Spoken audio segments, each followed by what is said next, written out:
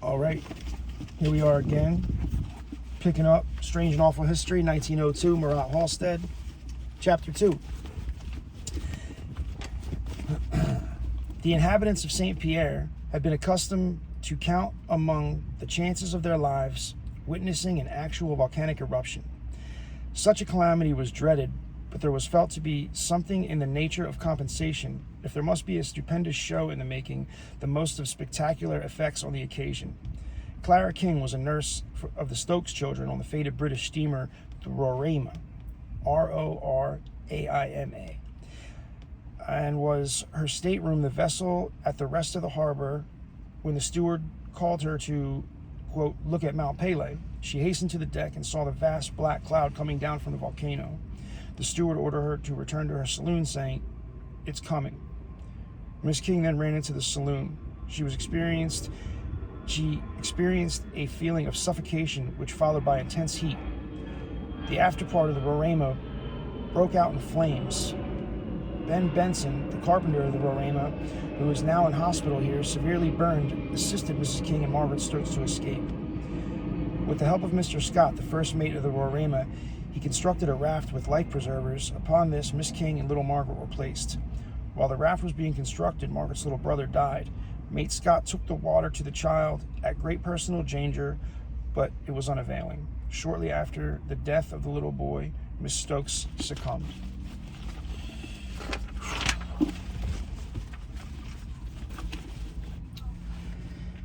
Margaret and Miss King eventually got away on the raft and were picked up by the steamer Corona, Korona.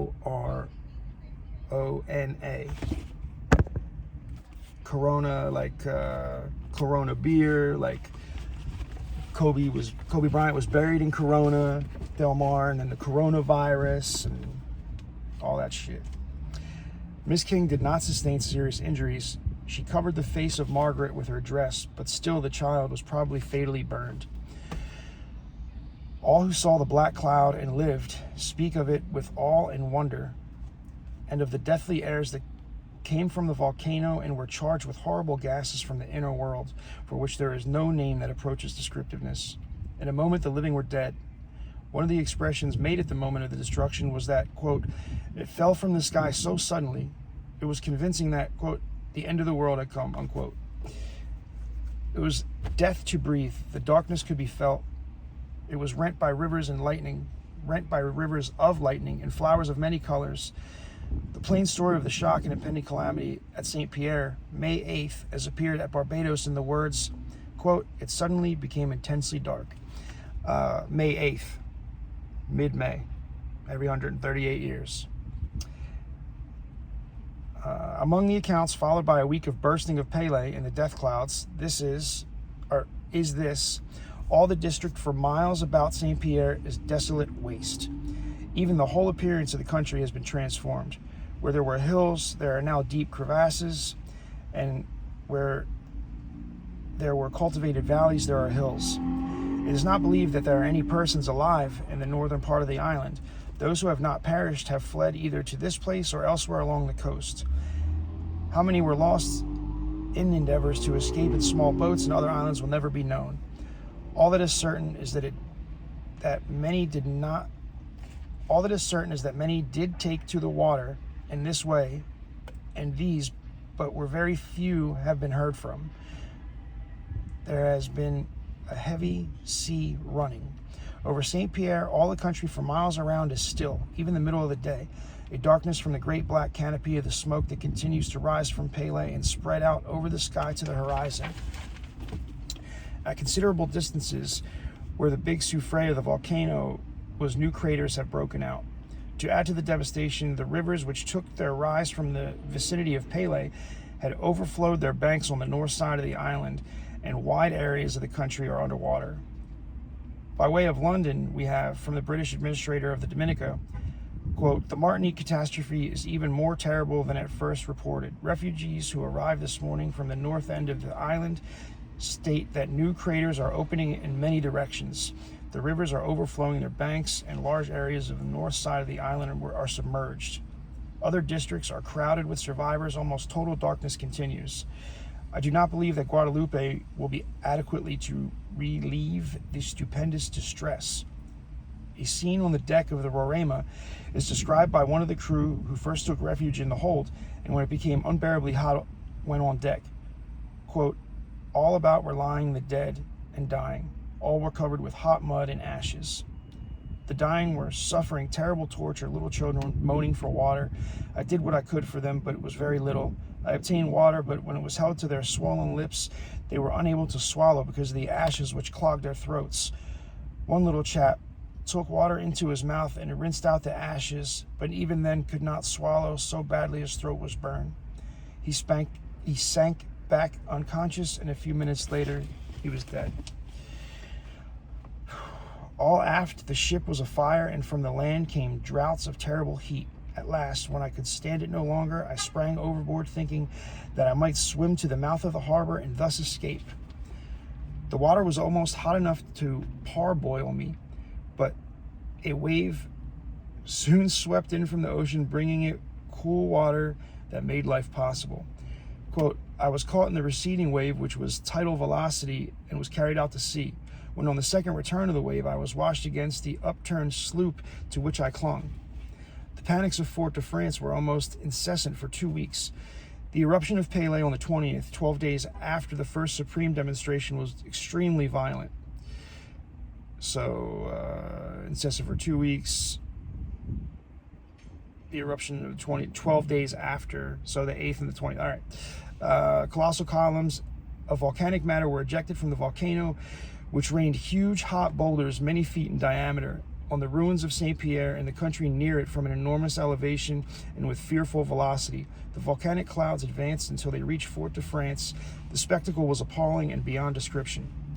The whole population of Fort-de-France was thrown into a frenzy of panic, during which soldiers, police, men and women, all terrified, frantic, sweeping and praying, rushed through the streets, while overhead the glowing fiery clouds rolled relentlessly and rained down stones still hot amid the ashes. Still, the people had the presence of mind to be very respectful during the funeral service of Mr. Prentice, the American consul at St. Pierre. The friends of Mr. Prentice, knowing his extensive information and self-possession, counted upon him as one who would save himself and family. They did not, however, contemplate the cloud of suffocation rolling swiftly over and beyond the swift-spreading lava, the most frightful form of death that ever smote a great multitude. The intelligence of finding the remains of Mr. Prentice was just disbelieved. Such was the faith in his faculty. And when there was no more room for doubt of his death, and his remains were in a casket to convey to the Cincinnati, a renewal of the Pelée phenomena was so amazing that rapid retreat was necessary. A Fort-de-France dispatch dated May 21 said funeral services over the remains of Thomas T. Prentice, the late United States consul at St. Pierre, were held today. Commander Thomas McLean of the United States cruiser Cincinnati officiated, and the officers of the war vessels in port, the Marines and sailors, acting counsel AIM, I believe that's someone's last name, AYME, and many citizens were present.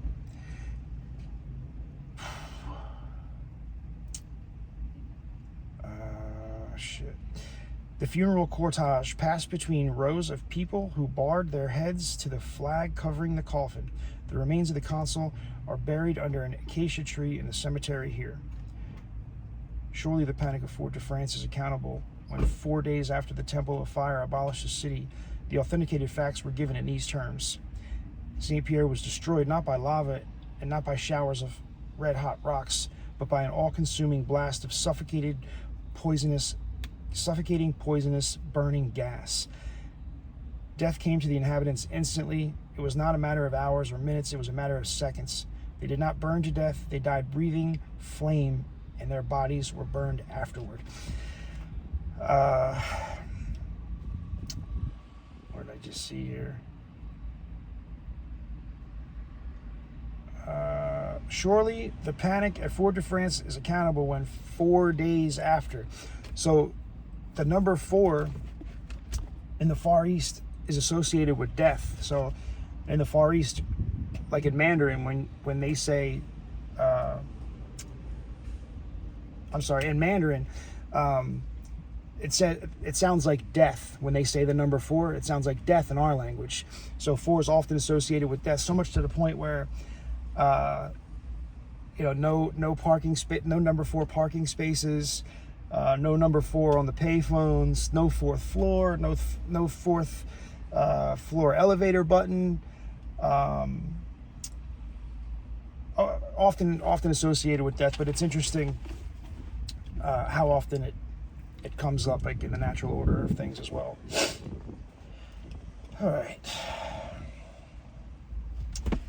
It is not merely true that no person inside the limits of the town escaped, but it probably is a literal fact that no person lived long enough to take 2 steps towards an escape. These facts, which will go on record as the most astounding in history of human catastrophes, have been practically established by the investigations of day and yesterday at the site of the city, helped out in slight degree by the scanty testimony of the few tortured sufferers on the boats in the harbor who alone survived. Where St. Pierre once stood, there is not even a lava bed now. The city is gone from the earth. The half-dead victims who escaped the Roddam, Roddam, not quite like Hillary Rodham Clinton, but kind of like Hillary Rodham Clinton, were brought here by the Souchet, talked of a hurricane of flame that had come upon them. It now appears that the phrase was no figure of speech, but a literal statement of what happened. There are bodies lying in the streets of the city, or rather on the ground where the streets once were. For in many places it is impossible to trace the line between the streets and buildings to which death came so suddenly that the smiles on the faces did not have time to change the lines of agony. Like they're dead with smiles on their face. That does not mean death by burning, though the bodies have been charred and half consumed, nor does it mean suffocation, for suffocation is slow. It can mean only the bath of burning fumes into which the city was plunged affected the victims like a terribly virulent poison when the first whiff of the gases entered their lungs. There are many of the victims who died with their hands to their mouths. That one motion of the arm was probably the only that they made before they became unconscious. Others fell to their faces and died with their lips pressed to the earth. There was no time to run, perhaps no time even to cry out, no time to breathe a prayer. It was as if St. Pierre had just been dipped into the immense white-hot furnace and then set out to cool. Mount Pelée went sputtering on, but that made no longer any difference. In the city, life was destroyed. In the city, all life was destroyed. Every combustible thing was burned. Animal bodies, full of moisture, glowed a while and then remained charred wrecks. Wood and other easily combustible things burned to ashes. On the ground lay bodies amidst heaps of hot mud, heaps of gleaming ashes, and piles of volcanic stones. That was all. The destroying feature in a quick annihilation of St. Pierre was the cloud that will be famous as the pine tree that towered prodigiously over Vesuvius when the ashes burned Pompeii. Engineer Davis, one of the few survivors of a lost ship, said, quote, I never can forget the horrid, fiery, choking whirlwind which enveloped me, unquote. Jean-Louis Prudent was saved by being on a ship, not wholly destroyed. And he says, first there was an awful noise of explosion, and then right away, a cyclone, smoke and fire. But such was the awful, poisonous, choking nature of the smoke that it burned worse than the fire. When it struck people, they felt dead. The cyclone of gas tore more masts out of ships, blew others up, and sunk some of them. Soon afterward came a wave of fire bigger than the cloud of smoke. The cloud, continued Prudent, was bigger, it seemed, than the mountain. The fire burned the city everywhere at once. Near me I saw only dead men, but on shore I saw men and women rushing back and forth amid the flames for an hour. They would not run long. Then came the choking smoke. They would drop like dead flies. The explosion, smoke, and fire all came and went in 3 minutes, but the city burned for 3 hours. The evidence of the swiftness of the onslaught of fire is found in the fact that none of the victims were blinded, although the eyelids of most of them were nearly burned through. One who approached the demolished city 3 days after the destruction writes, the sea for miles was covered with wreckage of the vessels sunk off St. Pierre at the time of the disaster. Only a few and ashore only a few trees, all bent seaward by the force of the volcanic shower, were left standing. The heat from the smoking lava covered ruins at St. Pierre was suffocating, and the stench from the corpse-strewn streets was awful. On all sides were found portions of corpses which were gathered up by soldiers and gendarmes and burned one of the public squares. Gendarmes. Not sure what that means. Something related to soldiers cleaning up dead bodies. Not a drop of water was procurable ashore. The darkness caused by the clouds of volcanic dust shrouded the town, and continuous subterranean rumblings added to the horror of the scene. At the landing place, some burned and ruined walls indicated that the spot where the custom house formerly stood, and traces of the largest shops could be seen. In that neighborhood, hundreds of corpses were lying all around in kinds of attitudes, showing that the victims had met death as if by a lightning stroke. Every vestige of clothing was burned away from the charred bodies, and in many cases, the abdomens had been burst open by the intense heat. Curiously enough, the features of the dead were generally calm and reposeful, although in some cases, terrible fright and agony were depicted. Grim piles of bodies were stacked everywhere, showing that the death had stricken them while the crowds were vainly seeking escape from the fiery deluge. On one spot, a group of 9 children were found locked in one another's arms. Great credit is given to the few soldiers that have worked bravely and hard to rescue work at St. Pierre. There were 1,500 troops at most available, and at the end of the week, they were exhausted, but still able to shoot plunderers of the dead. 5 prisoners made for United States tug Potomac in a small boat near St. Pierre. They were laden with watches, rings, and other articles costly in proportion to bulk. The French soldiers devotedly gave their time and strength to burning bodies that were fully exposed and recovering specie and security in the vaults of the banks. Most of the money, jewelry, and valuables have been secured and placed in vaults in Fort de France. That's interesting that all this shit's going down and they're still fucking trying to lock up robbers. And I mean, I'm sure this is all written with some French twist on it, because they had already taken shit over by then. Comparatively few bodies have been found, the total number to date being about 2,000.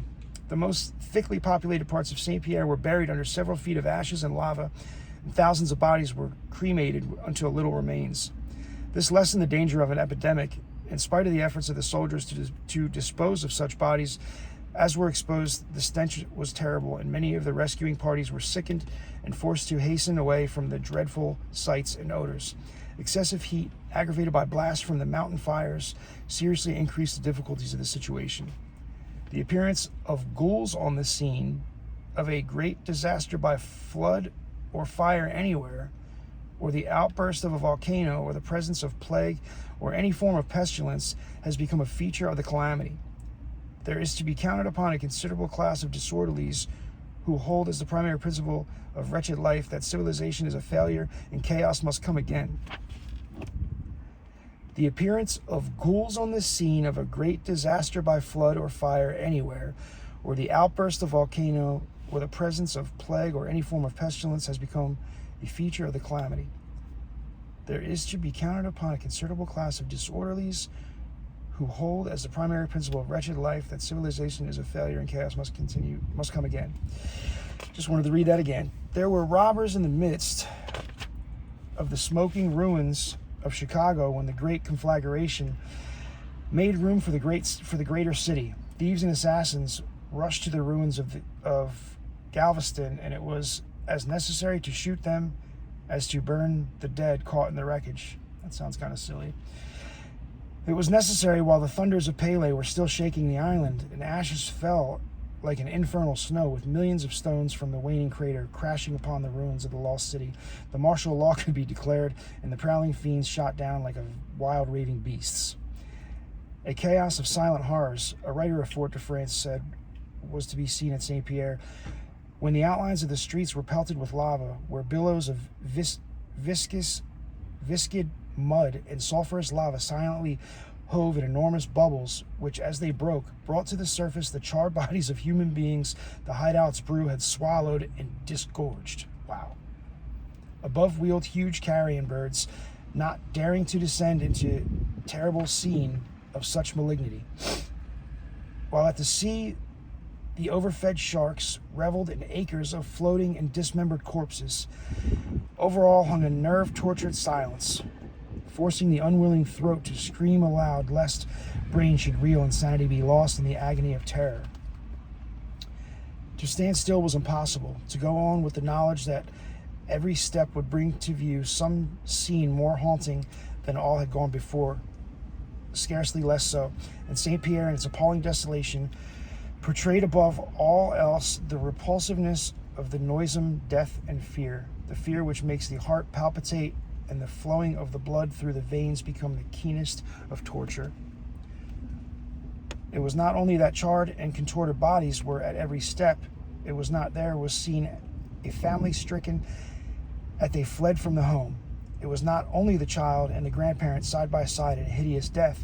It was the unimagined suffering of that death, the staring eyeball with the eyelid almost invariably burned through, the expanded nostril, and the tortured express of the rigid poise of death which showed 30,000 people within one short half hour suffered to a degree none know, and endured physical and mental torments which none can paint.